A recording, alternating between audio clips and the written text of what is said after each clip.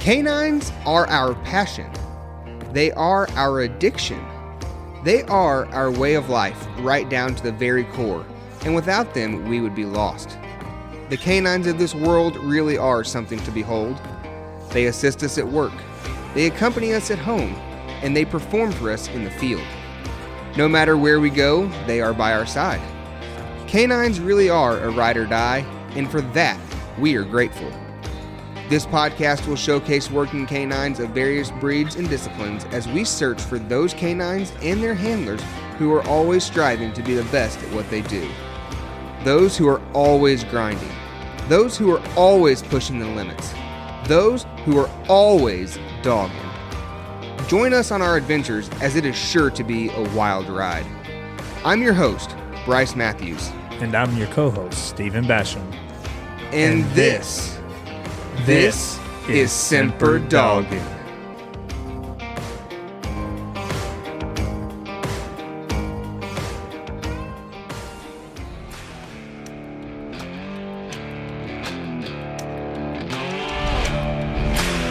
The Semper Doggin podcast is proudly presented to you by Froggy Bottom Outdoors. Froggy Bottom Outdoors is the newest outdoor and hunting supply, habitat management, and livestock feed provider in the Midwest. With a wide variety of products, a unique business model, and a dedicated team of individuals who are eager to provide their customers with an unparalleled shopping experience, you will not have to search any further than Froggy Bottom Outdoors. With brands such as Garmin, Yoder Nylon, Banks Hunting Blinds, Razor Hunting Gear, Purina Mills, Kalmbach Feeds, Anuksha, Real World Products, and many more, Froggy Bottom Outdoors has you covered from the farm to the woods. Visit FroggyBottomOutdoors.com today and follow them on Facebook to see how they can help you. Not finding what you're looking for online? No problem. Feel free to give the store a call at 765-330-2098. The team at Froggy Bottom Outdoors is excited to get to know you and would be glad to answer any questions you may have.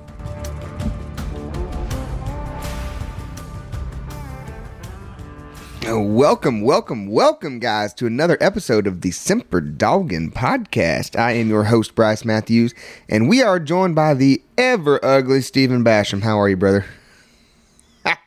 Ever beautiful.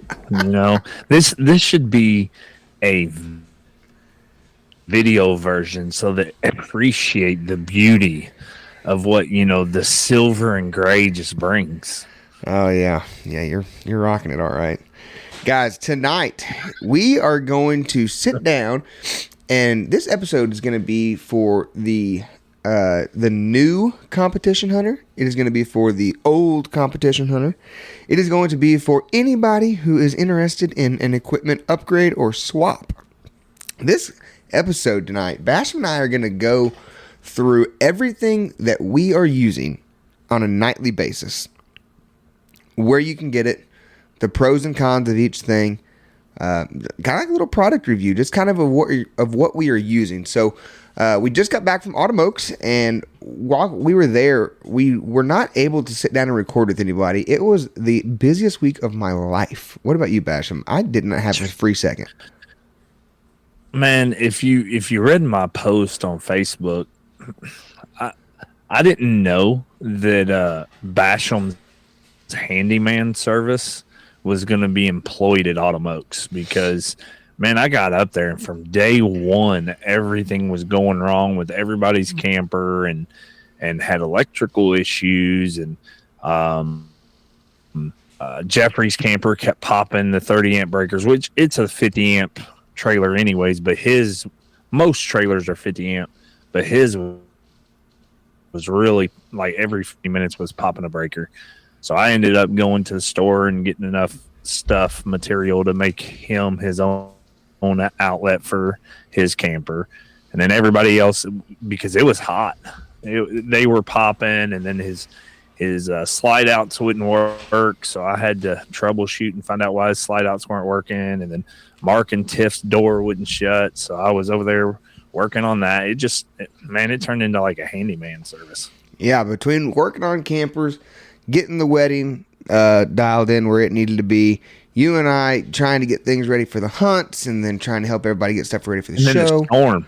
And yeah, then that storm came through. God, there was a devastating storm that came through, guys.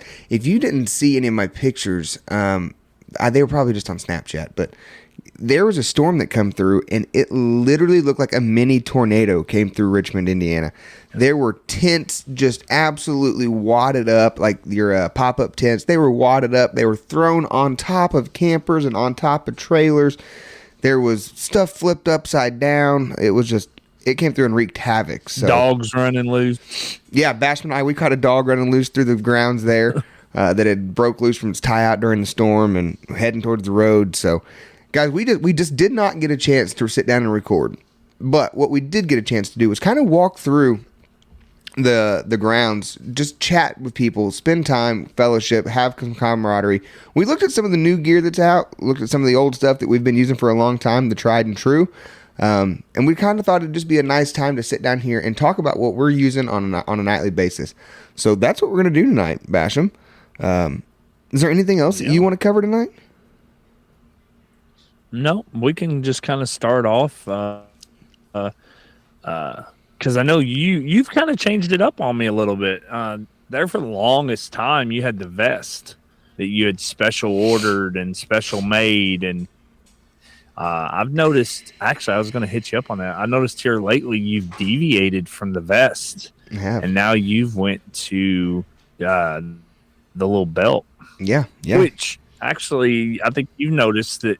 Well, you didn't notice because I stayed in the truck, but I've kind of done the same thing. Yeah, I saw it one night when we went pleasure hunting. I saw that belt you had on. So, yeah, a little military belt. It's got, it's got first aid. It's got my other pouch, and then it's got a pouch for my Garmin and a pouch for my thermal. So. Yeah. All right. Well, we're gonna get there. So let's start from the bottom. Let's break this down and do it in a format of let's talk about the product. Yep. And one thing that you like, and one thing that you would change, because I can think of something that I would change with just about everything that I have if it were a perfect world. All right, let's start with the boots. Okay, what are you rocking?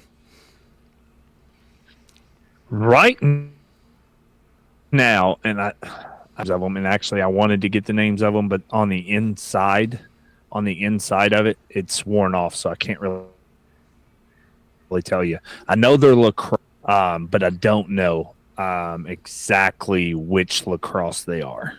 Okay. Because I can't remember. I've actually, believe it or not, which I mean, I hunt pretty hard. So my problem's always been with the boots, to be honest with you. So I'm a big dry shod fan.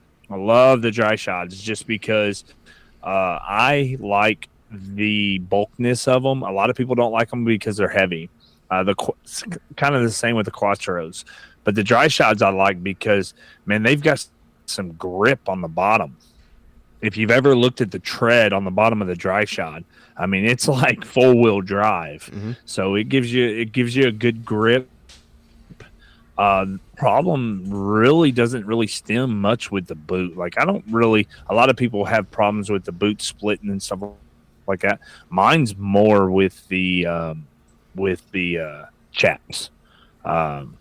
Usually within 5 to 6 months, 4 months sometimes, already starting to tear apart from the boot, and half the time I just end up pitching the boot instead of I should go get it fixed, but just pisses me off, and I end up going to get new boots. But right now I'm rocking lacrosses. Like I said, I'm not sure which ones they are.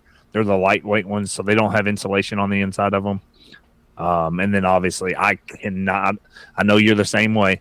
I cannot wear boots anymore without my booties. Yep. Those are the Bama socks he's talking about. So I am wearing the Bikina Steplight Pro boots. Okay. Those are the boots that I prefer because they are super lightweight. It's almost like having a tennis shoe on. The other thing, and I'm going to give you guys a little more detail on this boot because I'm a big fan of it. So the Bikina is one of the only boots on the market that is a one-piece molded design. There is no sole glued onto a shell of a boot.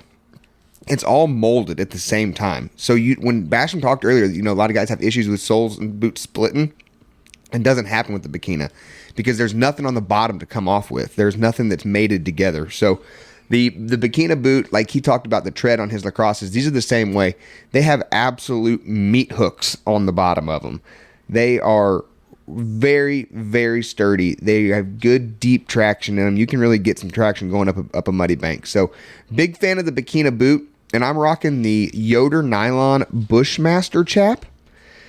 And I will say that, me, I always have everything of mine customized. Like everything I do is custom, and I do it for a reason because I'll use what's on the market and then I'll pick it apart and I will tailor make it to however I like it. So me being a shorter fella, 5'9" in stature with these little bitty legs, what I have found here in Indiana is that trying to cross the amount of fences that we have, I was ripping the insides of the chaps out on the standard chaps they have, like the Wicked chaps, maybe the 5-star chaps, whatever. There's some of the thinner materials. So I called Yoder and I had them put the Bushmaster chap, which is the thickest chap that they make, right below snake chap, on my boots. So just to help with that issue, they don't get caught on the fences as much. Whenever I'm crossing limbs and logs, they just don't rip as bad. So I'm just trying to help myself get a little bit longer life out of those chaps. Yeah. It is a little bit hotter, but I'm willing to sacrifice that. If I can get a longer life out of a pair of chaps, because they're about $185 for a boot and chap combo. So if I can get a little bit, that's any of them now. Yep. So the one, what? I'll be honest. Probably my favorite ones, and help me. I know I don't know if Dry Shot does it or not. Who makes the half boot? So Dry Shod does make a half boot that kind of goes up the side, like up to your calf. Yes. Those. So I wore those for about 5 or 6 months. I got them from Jake Reiniger, and I absolutely loved those. As far as like slipping them on, slipping them off, I didn't have to worry because me, I hunt in shorts a lot. And so I'll knee socks, so that way it's not rubbing on my calves. But with those half boots, I could just wear regular boot socks, and it was really nice. I like those. Yeah. So my one complaint with the Bikinas is that, like you said, what you're rocking with the Lacrosses, they are not insulated.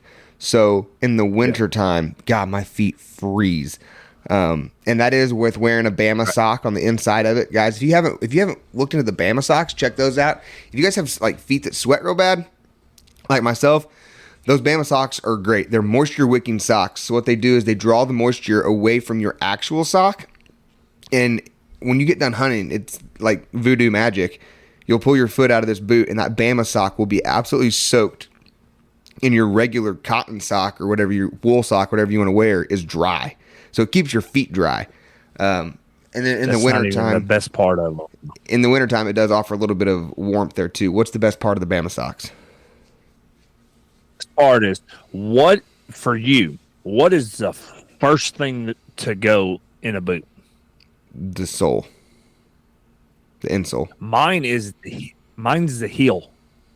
If I don't, before Bama socks came along, I would go through boots like crazy because the back, that and socks. I used to have to double up on socks because I would wear the heel out of my sock. I mean, I would get blisters on the heel of my foot because if I wore one sock, because by the time the heel of the boot wore out, it was wearing my sock out. And then all of a sudden come the Bama sock. And now, I mean, my bash and boom, I get a new pair and there I go. Instead of wearing a pair of boots out or a pair of socks out, I've got those Bama socks. Yeah. So yeah, that's my only complaint is I wish I could find an insulated version of that boot that I could order for the winter. And I might look into that. They might make it. I just haven't come across them yet. But I might have those custom made. Have you tried the Dry Shod? I have tried the Dry Shod. I don't like them. They're so heavy. The dry Yeah, they are shods, the heavy. quattros, they're all heavy. And when you're walking they through are. mud and snow, I mean, you might as well have a 10-pound dumbbell strapped to your foot, in my And we opinion. know how you are with Charlie horses. Yeah, oh yeah, I get cramps like absolutely crazy. I got a cramp earlier today, literally walking down a sidewalk. Why? Why does that happen to me? I don't know. Right in my calf. It was awful. So yeah, I try to keep stuff lightweight. Okay, so let's move on up. Moving on up. And I think this is probably where we both go to the belt now. As you alluded to earlier, when I first started hunting, I struggled to find a place to put everything. I wanted things in a convenient location. I wanted things easily accessible. I wanted things secure where they weren't going to fall off. So what I did is I actually got this from Shane Maxey. You guys who have been around for a while, especially in the red bone breed, you know Shane. I worked with Shane over at General Motors for several years. He was the pipe fitter on one of my press lines, and I was talking to him about this. I'm like, dude, I can't figure this out. And he said, check into this vest. He said, you can buy the vest on Amazon. It's got MOLLE attachment, and MOLLE comes from the military. It's an acronym, MOLLE. I forget exactly what the acronym stands for, but basically it has a series of straps and loops that you can weave together and put things where you want them, and they stay secure. So you buy the vest, and then you buy your specific pouches. And so I made my own vest. I had my phone on the front of my chest. I had my phone, my handheld receiver from my dog tree that I was running at the time, 2 big pockets, which held my leads, my scorecards, pencils, squallers. I had a water bottle pouch, a thermal pouch. I had a carabiner clipped onto me with like a little safety light. A sport dog safety beacon. I had all kinds of stuff. I had all this stuff on the front of my vest, and that's what I wore. And I wore that for years. And the biggest problem was it was heavy and it was hot in the summertime. So in the last 2 years, I have migrated. The last year, I have migrated to wearing the competition belt. The belt that I wear is it's a Froggy bottom belt, made by our title sponsor, Froggy Bottom Outdoors. Yoder Nylon makes these with our name on them, and it's a 1.5 inch thick nylon belt, which I just put around my waist. It doesn't go through your butt loops. On that belt, I have on the left side, I keep a big, versatile catch-all pouch. In that pouch, I keep 2 coon squallers. I always have 2. Well, I'll get into which squallers I'm using. 2 coon squallers, scorecard, pin, toilet paper, an allergy, like an inhaler type deal. I think that's all I have in there. Then still on the left side, I've got 2 water bottle pouches. I keep one for myself, one for the dog. Then on the right side of that belt, I've got my thermal pouch, my Garmin pouch. I run a Vortex monocular. I can get into that in just a minute. And then, that's it. That's all I keep on that belt. So my lead goes across my shoulders. So everything that I need that was on that vest is now in a belt form. And it reminds me of a police duty belt.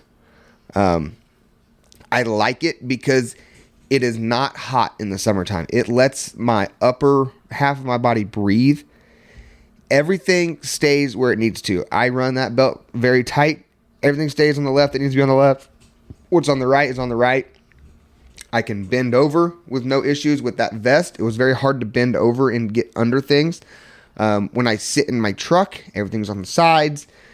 It's worked out very well, and I can wear it in the winter time too, even if I'm wearing a big coat. So that vest, if you had to wear a big coat, the vest was very bulky to get over the coat, and it was cumbersome, and it was uncomfortable, honestly. The belt, you can wear whatever you need to. So big fan of that belt. Are you wearing about the same style? Yes and no. So I wore the typical coon hunting vest that everybody sells, the mesh with a few pockets here and there. And then for Christmas, the kids got me the Molly belt. And so I switched everything to the Molly belt because it allowed me to carry more stuff. So kind of the same thing as you. On the right side, I've got a kind of a catch-all pouch. So in that catch-all pouch, I've got a couple extra Garmin batteries, handheld batteries that I put in there. I've got my map cards. I've got a few pins that I keep in there and a smaller antenna for the Garmin. Ooh, an antenna. I do keep a long-range antenna in my catch-all pouch. Forgot about that one. Yep. So I've also got in that same pouch, I have a Gerber, just a regular Gerber with knife and all that other stuff, multi-tool. So my pouch, the way it's set up is it's got a big pouch. On the very front of it's got a little pouch, and on the ends it's got two little bitty pouches on the ends. So in the back end, I've got my toilet paper. In the main pouch, I carry a Bang Bang. In the main pouch, my self-defense weapon. Yep. I keep that. What else do I keep? I keep bullets so that 22 bullets. I always keep a little bit in there. That way, if I do grab my gun, to go shoot one out or something like that, I don't have to be looking for them. I know that if I ever run out, in my clip, or if I get out there, you know how it is. You get out there and your clip's empty. I've got a few in my pouch. So I carry two. I carry two coon squallers on my carabiner around my neck, but I also carry two extra ones inside my pouch, which we'll get into which ones we're using. Moving on back, I've got my first aid kit. My first aid kit, I've got Quick Clot. I've got compression bandages. I've got Benadryl. I've got Tylenol. I also went and got a collapsible bowl. I got that back there. And then I've also got alcohol spray. And I'll get into why I use alcohol spray in a minute. Moving on over, I've got a water bottle carrier. Right next to it, I've got another water bottle carrier that I use as my thermal holder. And then right next to that is my cell phone holder. And on the outside of the cell phone holder, it's got another Velcro strap, and that's where my Garmin sits. Yeah, you're packing quite a bit of stuff onto that belt. Sounds like yours is a little more in depth than mine. But you don't, yeah, but you really don't notice it. Like once you snap it on, it's not like, I know it sounds like wow, man, he's carrying so much stuff. Oh, and in the big pouch, I have an extra lead because you know how that goes. You just never. It's just. Actually, it's a University of Kentucky Wildcat just roll-up lead that I just shoved down in that big pouch. It's just, this. We're always out there. 9 times out of 10, especially for me, like I'm down in the bottoms, and you've hunted down in Yankee Town with me before. How hard would it be to trip and fall and one of those nubs go right through, right through your rib cage? I mean, just anything.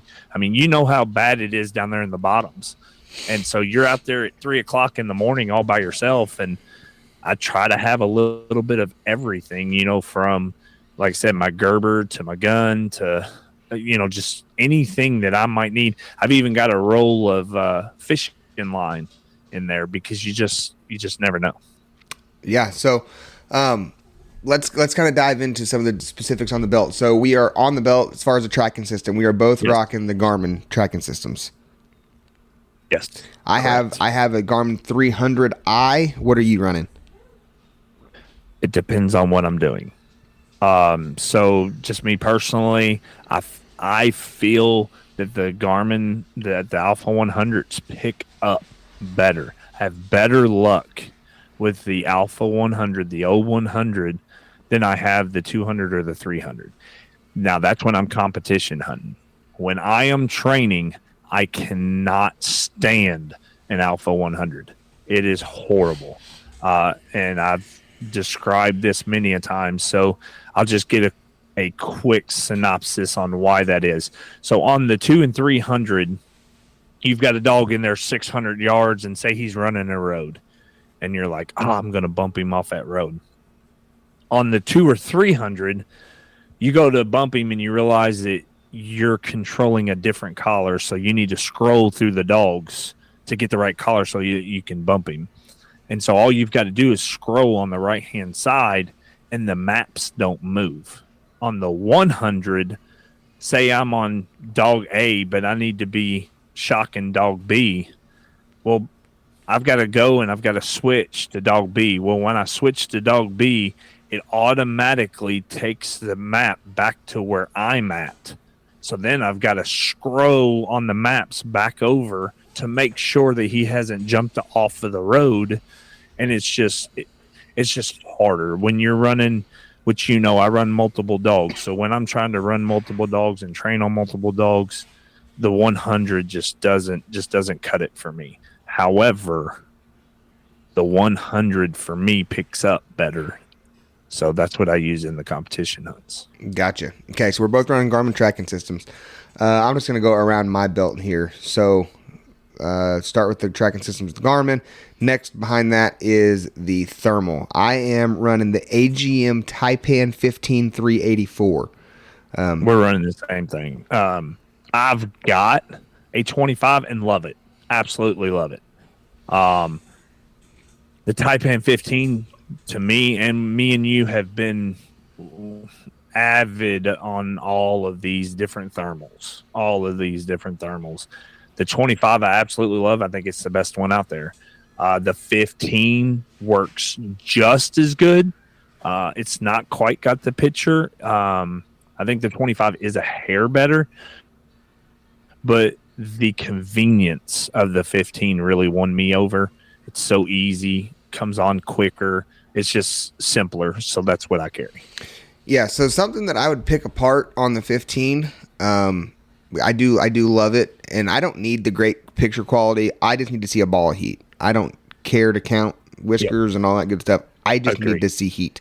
So the 15 for me is the best bang for the buck. What I would pick apart on it is I've been using it for about 2 years now, and the battery life on it is starting to suffer.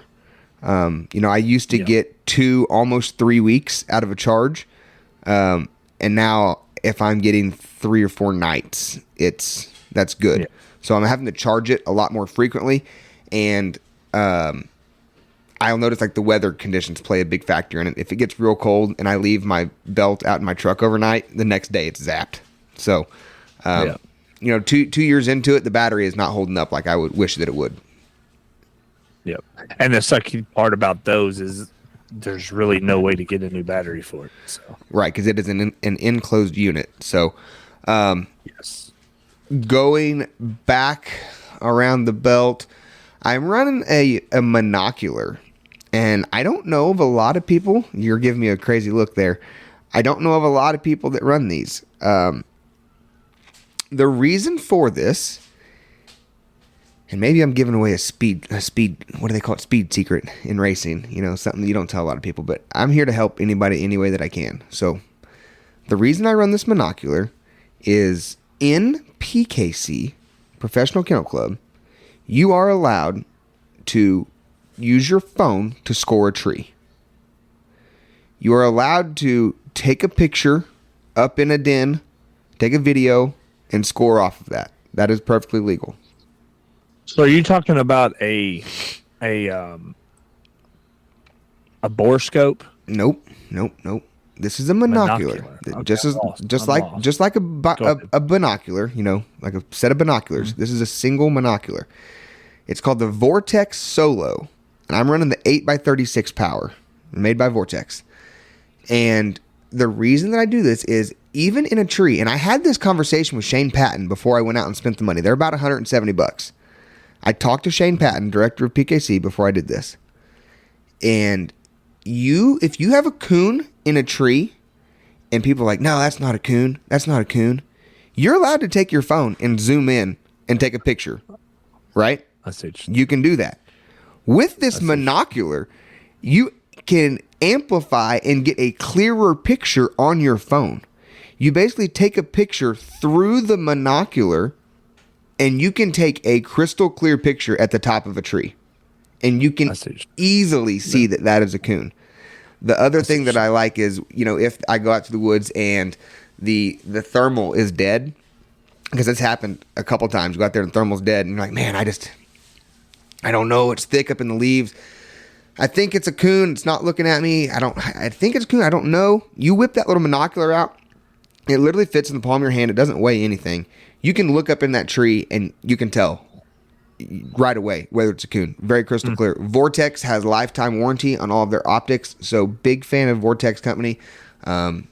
Like what they have. So that is why I'm running that Vortex monocular for a couple different reasons. Like I said, a lot of people don't use them, but I put some thought into that before I spent the money on that. I got one for you. So, he's running a monocular. What I run is a bore scope. It's got a 36-inch whip on it. It is made by Klein. Klein Electrical Tools? Yep. So what we use it for in the electrical field is just shoving it down a pipe, to see where an obstruction or something like that is. So what I use it for is you have an app on your phone, and once you Bluetooth to it, the picture, it's got a light. Now what I did is the light wasn't bright enough. So I went and bought a little pencil LED light that is just phenomenal. I think it's like 1,200 lumens or 1,500 lumens, and I taped it to the end. And it's got 36-inch whip on it. And so I can shove it up in dens or whatever. And if I can find that picture on that phone, guess what? Plus it up. Yep. So you guys, you don't get your registries confused here. You are allowed to use that in PKC and I believe Pro Sport. Only. Yes, PKC and Pro Sport, yes. Yep. The United Kennel Club, UKC, you are not allowed to use digital scoring devices or mirrors, anything. Nothing. It must be seen with the naked eye. Yes. So, depending on which registry you're hunting, depends on what tools you can use. And these are all tools of the trade. And if you guys want to get deep into it, I mean, there are other tools out there which people have used and tried, and everybody's tried everything under the sun. This is just stuff that is easy to carry on you. Yep. Okay, so let's go into my main pouch here. Squallers that I'm running. That's where I keep them. I am running a Phoenix Squaller by Tier 1 Custom Calls. I was on a cast with Tyler Compton at Autumn Oaks last year and heard him squall a coon around in a tree with that Phoenix. Very, very impressed. So I picked up one of those. I picked up a couple. I keep some squallers in my truck too. I don't know. I like to hoard stuff. So I've got a Phoenix and a Pinnacle, both in the glove box of my truck. Big fan of their squalls. The other one that I'm running in my pouch right now is one that I just found at Autumn Oaks. Yes, if I forget the name of it, I want to say it's a GT squall, possibly. I'll take a picture of that and put it on my social media because I did not end up going out there and getting one. Yes. So the way Autumn Oaks is set up is that you guys have like these vendor barns where all these people are set up and they're all selling stuff. And 9 times out of 10, they've all got the same stuff. And I was driving around on the golf cart out in the middle of a grass parking lot. And there was an old boy set up on the tailgate of his truck with a little 10x10 pop-up and a table. And he had some squalls for sale that he had made. And I stopped and talked to him and was just kind of, shooting the crap with him. And got to know him a little bit better. And I was like, well, I said, let me hear one of these squalls. And he blew into this thing. And I was like, whoa, like that sounds really nice. And he was like, yeah, I appreciate that. And I was like, well, how much did that cost? And he said $35. And if you guys know the price of squallers right now, they're ranging anywhere from $50 to $100. I mean, you name it, you can pay more than that. You can pay a couple hundred if you want. So the way this squall sounded for $35, handmade by a guy. Every one of them was unique. Every one of them was different. He turns them all on a lathe. I bought he had wood versions and acrylic. I ended up buying an acrylic version. I like those a little bit better than the wood calls these days. So yeah, I just thought it was nice, to support the small guy out in the middle of the field. I believe it's a GT. I will check and see if it's even stamped on the call. I don't even know if he has his logo stamped on the call. But I was a big fan, so I went back and I showed it to you. Blew it and let you blow it, and you're like, man, that sounds very nice. So I wish you would have went out and bought one. Yeah, it sounded pretty. Yeah, no, I should have. Didn't get around to it. So I am running the competition lanyard that has the Pinnacle and the Phoenix with the stopwatch. So that's from Tier 1 Custom Calls, correct? Oh, yeah, from Tier 1 Custom Calls. In my pouch, though, I do have a JC Call, Coon Squaller, and an eye opener. So I kind of rock them all. Yeah, I've not had great success with the eye opener. I seem to have more success with a call that has a deeper pitch to it. The eye opener is very high pitched, and I don't know if it's the way that I use it, in which I haven't had good success. But I seem to find more coons with calls that have a deeper, throatier growl to them, if that makes sense. And see, that's where I'm the opposite. So, and I had it there for a little bit because I've got two competition lanyards the exact same. And on my old one, I don't particularly like the Phoenix. I like the Pinnacle. Okay. So I switched the Phoenix out with, on my old one, I switched it out with the JC Call, and with my new one, I switched it out with the eye opener. So I have the, right now, I need to switch it out on this brand new one, so I've got three. But the one that I was just running before this weekend, it's got the Pinnacle and the eye opener on it. Gotcha. So yeah, I mean, the squalls, they're a big deal. You can find the coons with your thermals. That's fine and dandy. But if you don't get that thing to look at you, it's hard to get them scored sometimes. So what squall you're running is very, very important. And they're just like duck calls. They're just like anything else. Everybody has their own preference on what they like. They're a dime a dozen. I do want to put a challenge out here to the listeners, though. And this is where I need some help. One call, which I have looked for and have not found, is it's a squaller that Dan Canerium showed me at Redbone Days. Dan came over and sat down at the Froggy Bottom Outdoors booth where I was working, and he bought a vest off of us, and he was swapping things over, and I said, hey, let me see that squaller you got over there. It was something I'd never seen before.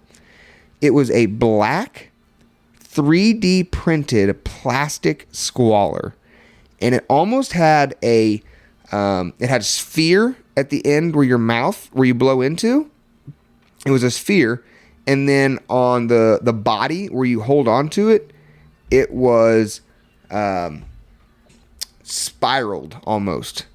It was done on a 3D printer, and the reason that I liked that was the lightweight of it. It felt like a feather in your hand. And it had a great, unique sound the way that it was made. I don't know. If anybody has seen those 3D printed squalls that I'm talking about or knows anything similar, let me know. I want to know where to get that because I will purchase one. So that's where I'm at on the squallers. And let's go to the next piece. And this one's probably the most important for Bryce Matthews. What's that? The dog lead. Oh, the dog lead. Tell me what you're doing. Go first. So I have to use a cable lead. I have to.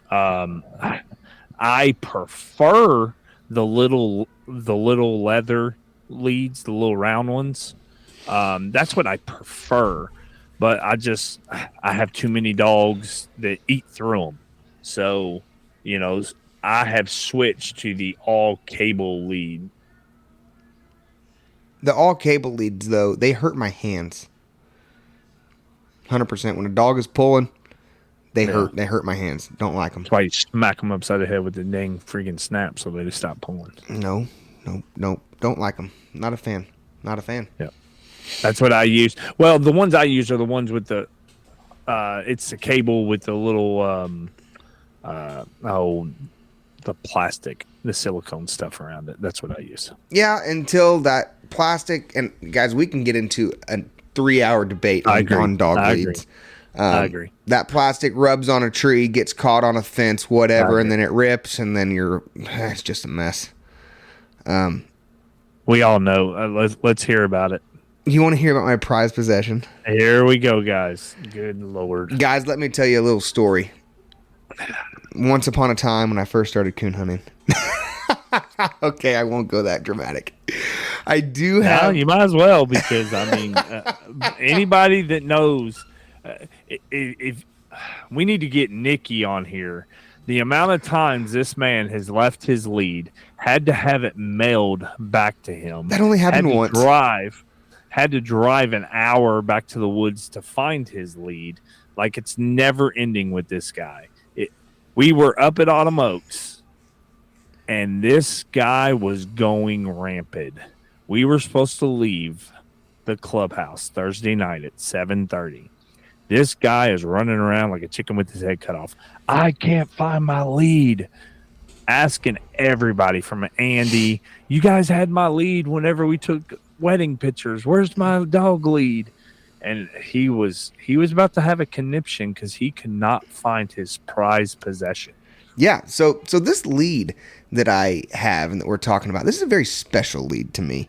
When I first started coon hunting, I tried all these other leads. I tried the betas and the cables and the leather and blah, blah, blah, blah, blah. And I hated them. I didn't like them. I could pick apart all of them. There was a gal down in North Carolina who put a post out saying that she was going to be making these paracord braided leads, and Jordan Crump is her name.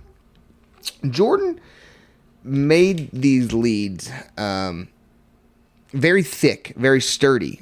They are paracord on one end and they are chain on the bottom.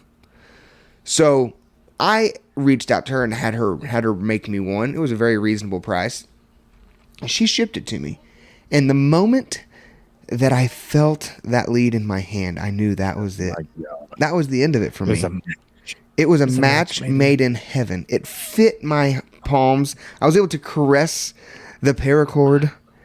It felt great. Are we talking about a dog lead still? So this lead, guys, has been from that day, and this is not an exaggeration. From the day that I got that lead, I have not used another lead. I have not snapped another lead on a dog. This lead is going with me for going on, I want to say 7 or 8 years now that I've used this lead, and it's great. It is to the point where the brass snap on the end is literally getting ready to wear in half. Like, it's getting ready to break. Where the brass has rubbed on the D-ring of a collar, it's getting ready to break. So at Autumn Oaks, I actually bought a new brass snap and I bought a new S hook, and I'm gonna have to doctor it because it's getting ready to break. So I'm going to put a new brass snap on it. I'm going to put a new S hook on it, and my lead will be back to normal, back good as ever. Yes, Basham was not lying whenever he said that I had to have that lead mailed to me. Both of these events were because of Basham, I'll have you guys know. The first one was down in Kentucky, or Tennessee at the PKC World Qualifier. Ripley. I had to use a restroom real quick after a hunt. Basham was in a hurry. I said, hey, grab my dog out of this guy's box. Most people grab a dog out of a box with a lead. Basham just grabbed the dog, and he left my lead sitting in the bed of this guy's truck. So he was nice enough. I reached out to him on Facebook, and he got my lead out of the bed of his truck, and he mailed it to me from Tennessee. I figured as special as this lead was, Bryce would not just leave it laying in the back of the truck. We had an emergency situation, which called for no time for me to mess around. You had to get the dog and the lead. The second time, Basham and I were pleasure hunting down in the bottoms. We went to take a picture with the dogs and some of the coon that we'd harvested that night. Basham throws my lead off to the side so that's not interrupting the picture. I still don't think it was me that threw the dog lead, because I'm not a big if y'all haven't noticed, we've got a bougie one in the group and it ain't me. So the pictures and everything have to be perfect. His hair has to be perfect. He's got to have his blow dryer and his hair straightener and all that. His boot dryer. You guys ought to see his freaking setup. I mean, ask Nikki. This guy packs, and it's like watching a 14-year-old girl pack. I mean, it's ridiculous. But I still don't think I'm the one that threw the dog lead off. But I will. It's your story. I will let you tell it how you want. Thank you. I appreciate that. So Basham threw my lead off. We take this picture. We put the dogs up. We drive all the way back to where my truck was at, which is an hour from this place. It is 2 a.m. I go to move my dog from Basham's box to my box. I'm like, hey, where's my lead? And he's like, probably in the grass. We took a picture. And I said, well, you know what that means, right? And he was like, don't tell me what I think you're getting ready to say. I'm like, oh, yeah. I said, get back in the truck. I said, we're driving. Quintino even pulled up into the gas station. Yeah, Quentin, my buddy Quentin Clow, he pulled up. He'd had a big night out at the casino with his wife. They were having a little date night, and Quentin knows all about how I am and how particular I am, and Quentin just kind of laughed, and he goes, yep, see you guys later. So at 2 a.m, Basham and I made the 1-hour trek back to the woods. We backtracked to where we were at, where we took the picture, found my lead, and got back, drove another hour back to my truck. So we got back about 4 o'clock that morning thanks to this lead. What about the 2 people down there in moon suits? Oh, yeah. We're down here in the middle of nowhere. The absolute middle of nowhere. There's not a house within 20 minutes. I mean, there's just not. It's in a floodplain. It always floods. There's not a house within like 15, 20 minutes. But yet, we stumble across 2 people on a golf cart in moon suits. Literal, it was freezing cold that night, and when we say moon suits, like they were both wearing like they looked like the Michelin Man, the Goodyear tire Michelin Man. What is it? And they were silver, like they were shiny. The Michelin Man, and they were shiny. They're like marshmallow suits, and they're riding around in this golf cart, and I'm like, how are they not getting stuck like where they're at? And they're just cruising, and they seen on a golf cart. Oh, they pull up on us, and we're like, what is this light? Like, there should be nobody down here, and here these 2 people are like, oh, we're just out looking at the sky. I'm like, okay, yeah, okay, all right, whatever. Carry on. So, yeah, that was an interesting night. Okay, enough about my precious lead, which I'm getting ready to have to doctor up. I'm excited to get that back in working order, because I'm afraid at any point in time, like if Spot were to yank on it at a tree, snap, gone, broke, and then there's just a rule violation or something dumb. So getting ready to fix that. Yeah. So moving on up to the last thing. The light. Your coon light.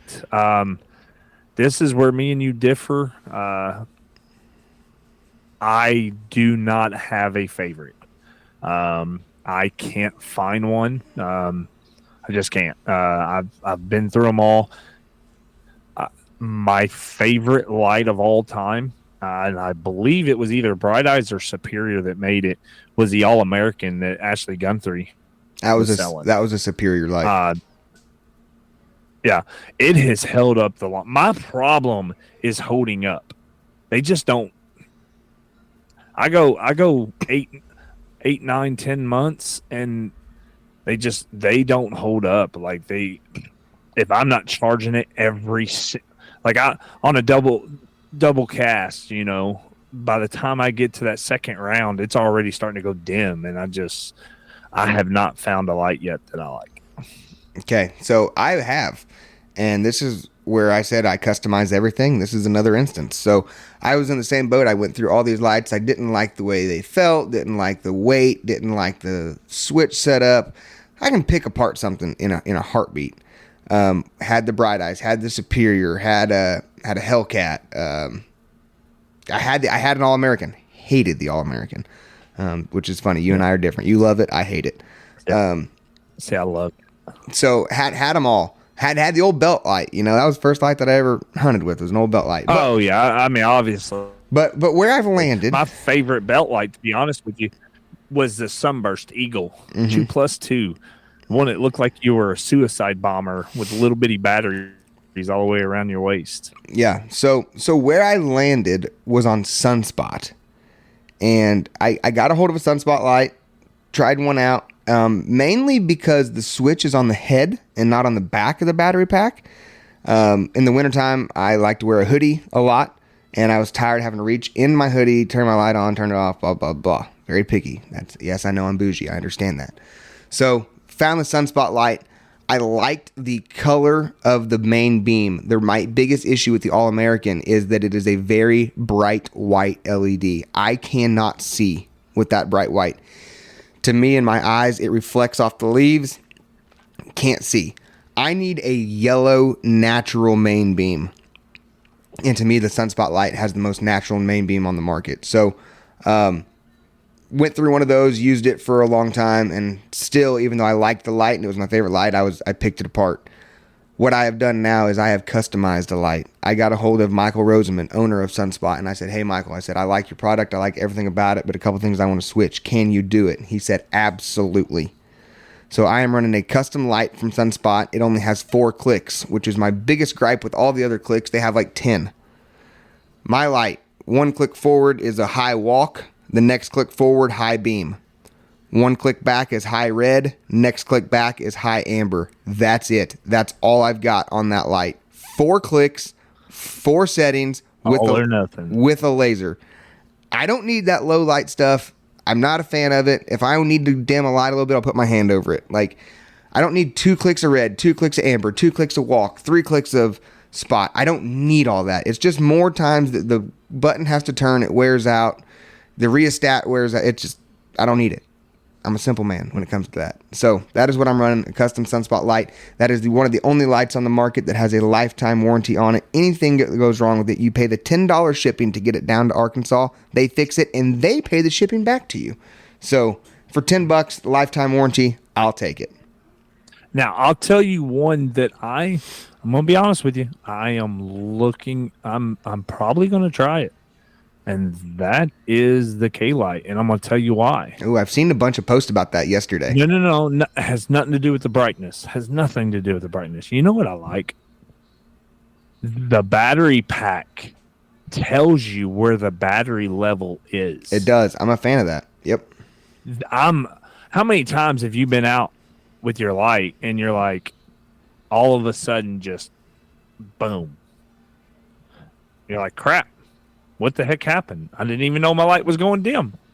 You know, with the 5100 head back in the day, that shows my age, you could see it dim down, and it dim all the way down till it was dead. These LED lights, they don't give you no warning. Nope. It's over. Yep, donezo. There is, and I saw this at Autumn Oaks last year. I didn't see it this year, but I didn't look for it this year either. There is an adapter, that you can plug into the charging port, and it will tell you the percentage. So, but yes, the K-Light has a button on the back. I think it's a button. You press it, and it tells you like 1 through 4, like how many bars you have. Yep. So yeah, I do like that. Big Here's factor. My only gripe. With every K-Light I've ever seen before, the bright spot is so freaking small. Very narrow. It's very small that I never could get past it. Yep. That was my one gripe. Yeah, well, I've seen a bunch of posts lately, yesterday specifically, where people were talking all about that K-Light that they come out with at Autumn Oaks. The new one. Yeah, the new one. Yep. So, all right. Well, that covers it head to toe, I think. Yeah, for the biggest portion, guys, we could go in deeper and talk about this and that and the other and other stuff that we've tried, but we're already hitting our mark on our podcast here, and we appreciate everybody that tunes in and listens to us week in and week out and continues to support us in what we're doing. It's nothing fancy. It's nothing groundbreaking. It's just 2 guys being friends, having a good time, just continuing to enjoy the ride. Appreciate everything you do, Bryce, for all of this. He's the man that kind of makes this thing go. I just sit here and talk, and he's the one that still edits it and does all of that. And appreciate what you do, buddy. Yeah, man. Anytime, we can definitely make a part 2 out of this. I mean, we can go all the way into dog boxes and the trucks and the 4-wheelers and the side-by-sides and everything else that it takes to make this sport go around and make your life a little bit easier. So, Guys, like I said, I just thought that this was a very fitting deal, seeing as how Automokes just got wrapped up and just looking around at all the vendors, what they were selling, some of the different things, what people were buying, what was hot, what wasn't hot. This is what works for me and Basham. This is what works for us. If it can help somebody else, great. That's what we're here to do, especially somebody who's new getting into it, and they're just like, man, what all do I absolutely need? So those that I have described are my bare necessities. That is what I have to have when I go to the woods. Anything else, I guess, is a bonus or a plus. So, yes, sir. Well, I've got a competition hunt to get to, so we will go ahead and sign off, guys. And Bryce, till next time, big guy. Absolutely, buddy. Good luck tonight, guys. Thanks again for listening. Thanks to our sponsors, Froggy Bottom Outdoors, Never Satisfied Off-Road. We appreciate them and everything they do for us. If you guys have a chance, head on over to their websites, give them a like, give them a follow. Support those who support you. So, Basham, good luck tonight. I'm going to get this thing wrapped up here and get it out to the listeners, and we'll catch you on Doggin Tuesday next Tuesday. Yes, sir. We'll listen to it on tomorrow morning. All right. See you guys. Later.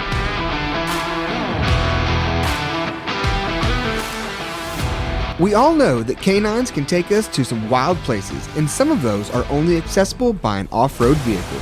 No matter how hard you try to maintain your ride, something is bound to break on one of your adventures. When you find yourself looking for replacement parts, or maybe even a few upgraded parts to further try and prevent a breakdown, look no further than Never Satisfied Off-Road. Joey Goforth is the proud new owner of Never Satisfied Off-Road and is ready to serve you.